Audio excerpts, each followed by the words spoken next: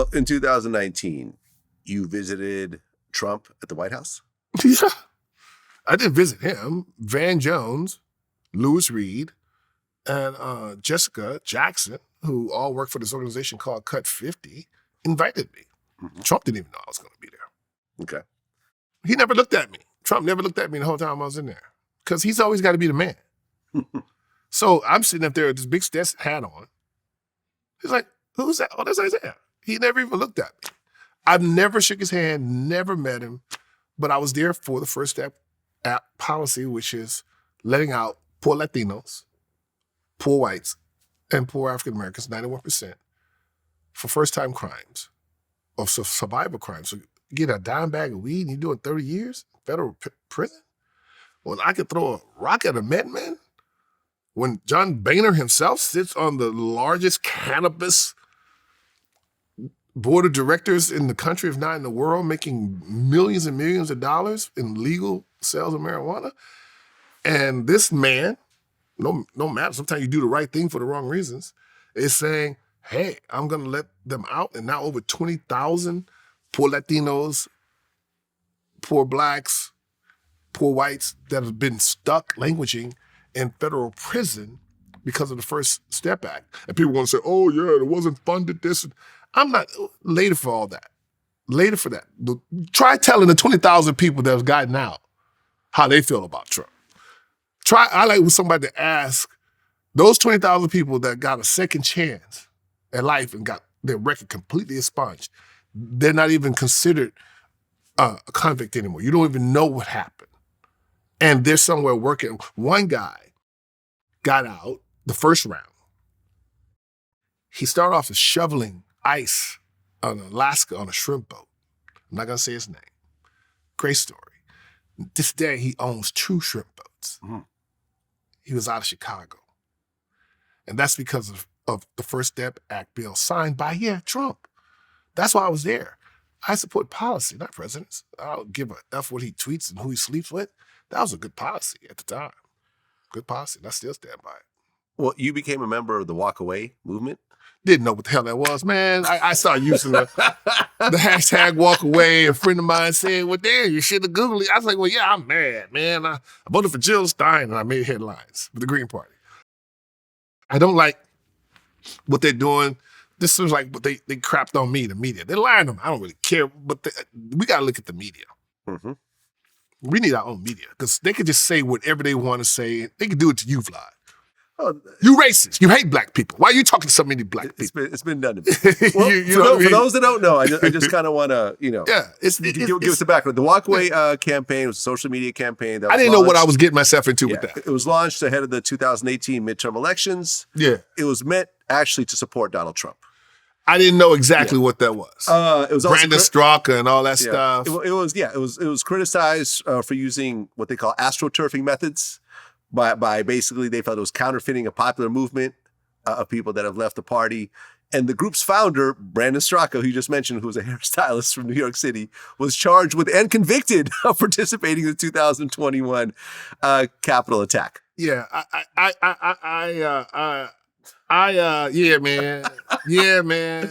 Not quite the best group to align yourself with. Yeah, man. Not really. By the time, just say that but if you look at my tweets, to my defense, I would use hashtag walk away American flag like that. And he called me and like, why are you using my hat? I didn't know who Brandon Straka walk away was.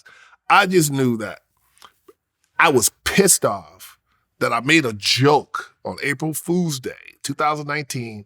I made a joke. You look at the tweet. Wow. It was a joke. It was April Fool's Day. And I was like, here I am in the White House. I've been trying to get to Obama, blah, blah, blah. Talk about work in Africa, all the work I've been doing for Africa in 2 years. And wow, I get invited to the White House by supposedly a racist. And I got like a laugh emoji in it. It was like but see, I'm a serious actor. It's not funny. That thing went viral. It was on Fox News. It was this, Isaiah Washington scolds Obama. I'm like, what? Dude, I got on the plane the next morning. I turned my phone off that fact. When I got off the plane, April 2nd, when I tell you I turned my phone on, it literally almost melted.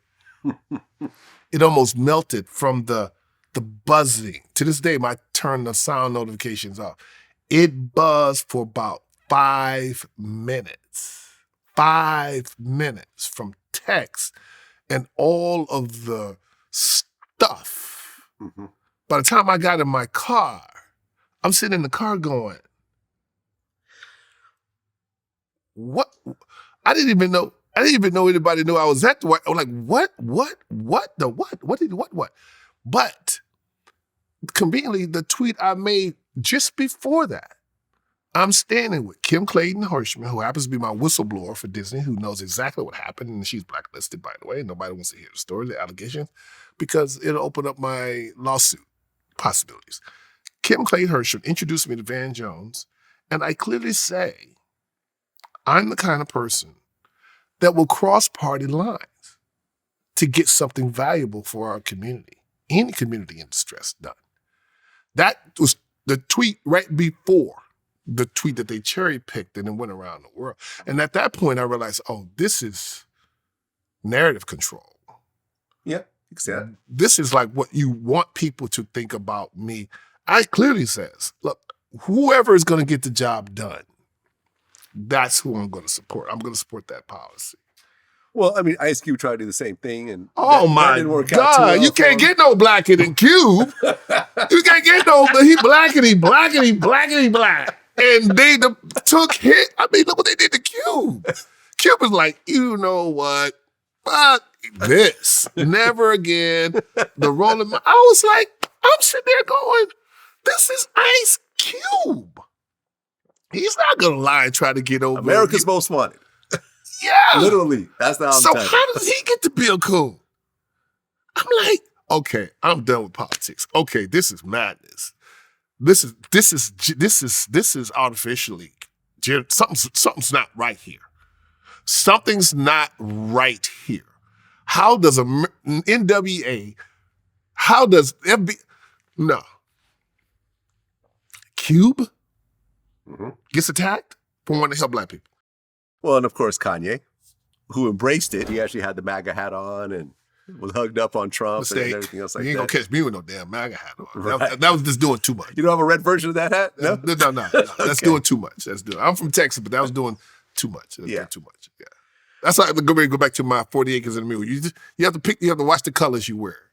Right. Well, I mean, he also said, he made some mistakes. Yeah, he made black people chose to be in slavery. Take it out of context. And Harriet Tubman didn't really free the slaves and just... Well, he was out of context. Like, yeah, she had help from abolitionists. Right, no, he was saying she didn't free the slaves. She just got them jobs in the North.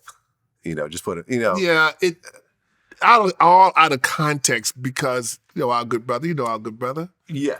Our good brother. Our good brother, our talented brother. Kanye. I mean, Ye, we love Ye, but... I mean, considering, not that you and Trump have a relationship or anything else like that, but, since you were connected to him in that way, when you saw the raid on Mar-a-Lago and so forth, do you think he's actually going to go to jail? Do you think he's going to be barred from holding office again? Or do you think that he's going to slither out of it again like he's done in the past? The fact that you call slither out of, what does that mean? It's a narrative. I'm not a Trump fan. Let me just put it out there. I'm not a Trump fan. I lived in New York during... the Sister Park 5.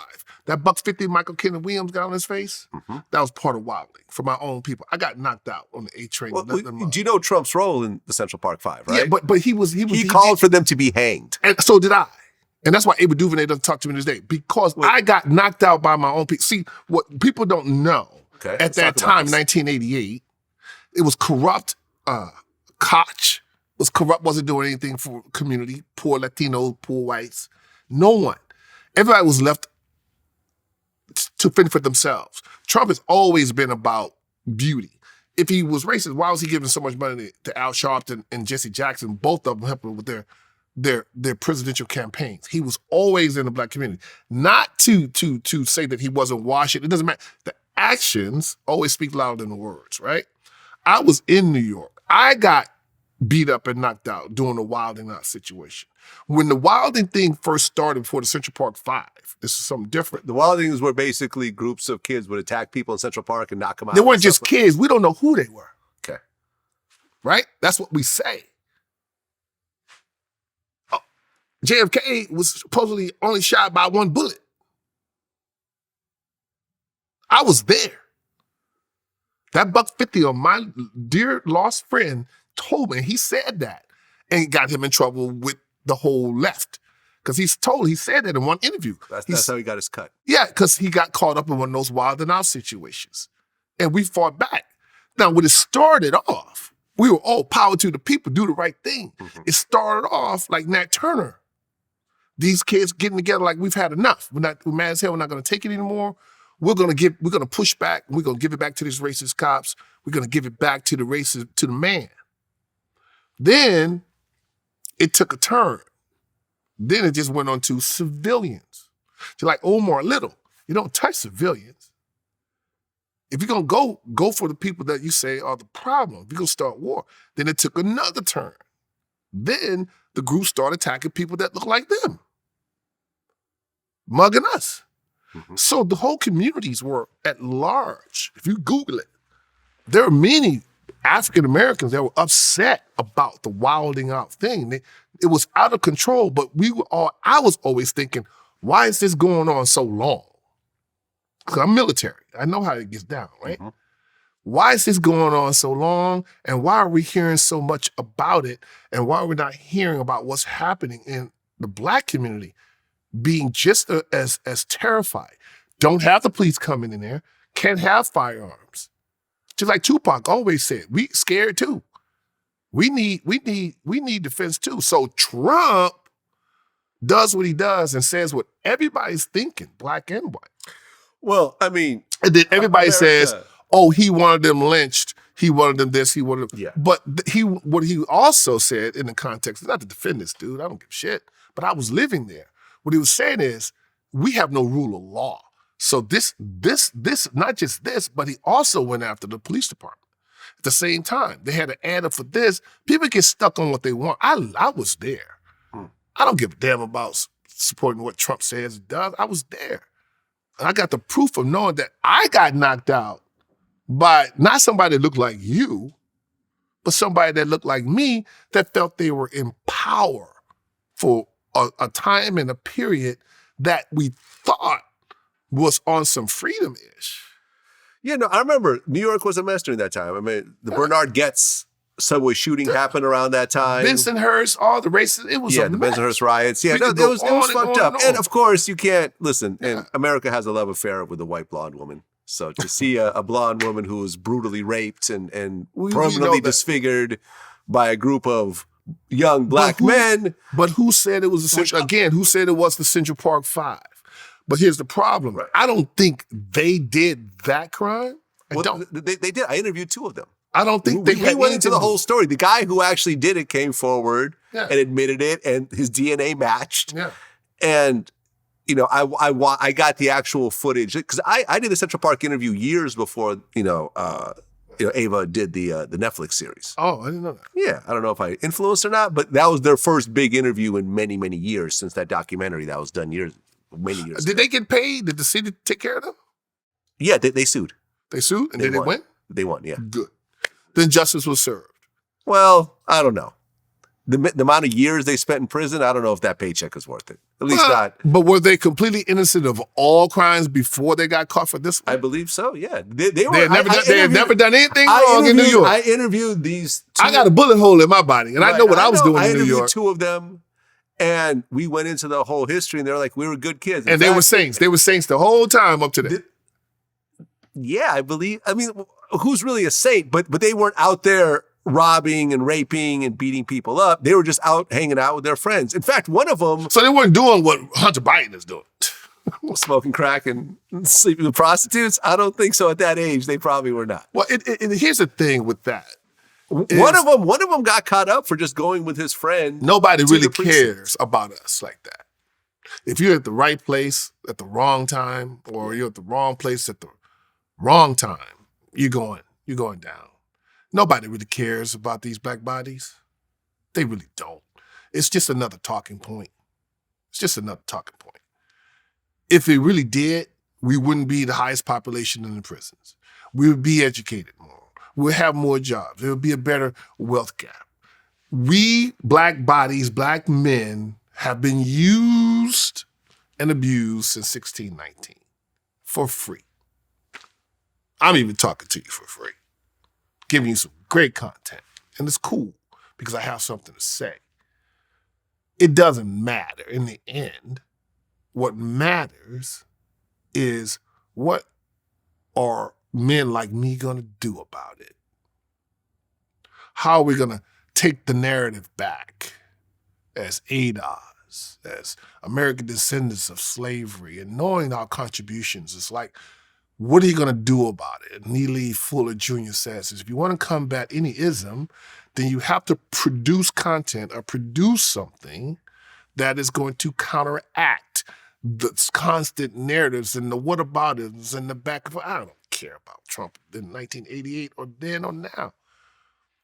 I care more about my safety and my wife's safety and my children's safety and your safety, David's safety, and I want that belt buckle. I care more about that belt buckle than anything. But I'm sorry, you're going to have to explain. For those that don't know, you're going to have to cut that out. No, we'll keep it. My cameraman, David, has a really crazy belt buckle that Isaiah's been lusting over since he's seen it. Oh, but go on. How about this belt buckle? I really like that belt buckle. Let's just show the belt buckle. We'll put it on. Okay, you go take it off? Yeah, let's take a look at the belt buckle. All right, here we go. I tried to get all kinds of trades with this guy, this fucking belt buckle, man. Look at this thing. Fucking just, look at you. Let's going to zoom in on that. This is made out of reindeer horn, I guess. It's a reindeer horn belt buckle with you fucking kidding me, with boy. Black bear. Look at the artistry. In the middle. So this is definitely put on, but still. I care more about this fucking belt than I do the rest of this interview now. I love this interview, but I care more about this than anything else. But that's awesome, David. Thank you for that. But at the end of the day, how many more Micah Jai Whites can we create? He's doing it right. He's getting it right. We know what he's been through. Yeah. How many more opportunities can I get? I've had a great career. Let's think about it. I got mad hits. Yeah. Mad hits, if you think about it. I don't need $400 million in the bank because I know a lot of people that have $400 million end up slapping people on national TV. I need that. I need that $400 million. I need that. You may want to rethink it. No, I don't know. I've been thinking about it. I need that. But go on. Be careful what you say you need. You may want that. I don't know if you need it. Well, because if you really needed it, you would have gotten it by now. Well, you would have done something. I've gotten part way there. Yeah. You know, yeah, you would have gotten part way there. You would have accelerated it. Yeah, to maybe. Really, possibly. You know, but there's probably you have your lines. Yeah, your lines. Look, I mean, at the end of the day, you know, Trump has his pluses and minuses. Ultimately, you know, all the politicians. Yeah, they do, and ultimately, though, Black people that have aligned themselves with Trump usually have gotten the short end of the stick. I didn't know because I had already gotten the short end of the stick. I didn't go there for Trump. Right. I went for the First Step policy for whatever reasons. He didn't write the policy. He just signed it. There are a lot of smart people on both sides of the fence. I mean, I'm a libertarian, if everybody really wanted to look and really want to know. I made a Republican because that's what everybody kept saying I was. So I went from the Green Party and just made a Republican so I could get on and tweet and just drive people crazy just because I could get a headline. And I'm like, I'm sitting here with a cigar and some Calvin Klein drawers on, drinking brandy, and I'm just like some bourbon. And like, let me just see what I'm going to tweet today.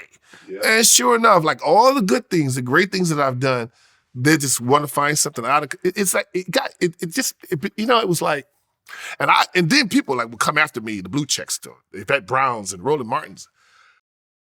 I would sit up there and just tweet for 8 hours.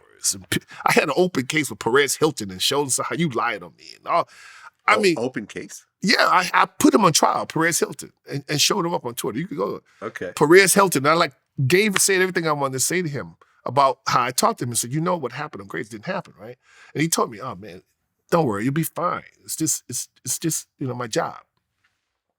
So I've had more of my justice done on Twitter because it's all come back around. You know, like my mom said, karma. Mm-hmm. You don't get away from what you've put out there. You don't get away from it.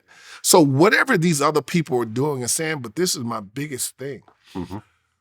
We have a media problem. Thank God for people like you. We have a serious problem. I've been saying for decades that a class action lawsuit needs to be filed against MSNBC, CNN, Fox News.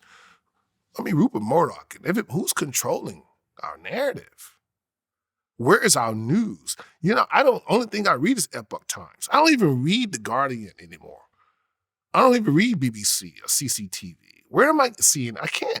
I knew CNN was wrong like back in 1999 when there was breaking news at 12 o'clock when I put my son down. When I had chickenpox, so I was doing great. Romeo's died. I had BT on, CNN, and had some other network on because I wanted to be informed. I love information. Mm-hmm. And it wasn't until I heard breaking news at 12 o'clock about something that happened on the Gaza Strip, which is always the same guy throwing a rock on the Gaza Strip since the 60s, right? Mm-hmm. You don't even see the Gaza Strip anymore, right? Palestine and Israel, it was something, the Gaza Strip. And then at 4 o'clock, breaking news on CNN. It was then that I knew, this is just television. It's entertainment. It's all entertainment. What we're doing now is entertainment. Sports is entertainment. I can't wait to watch this. Well, you had a recurring role on P-Valley. Yeah.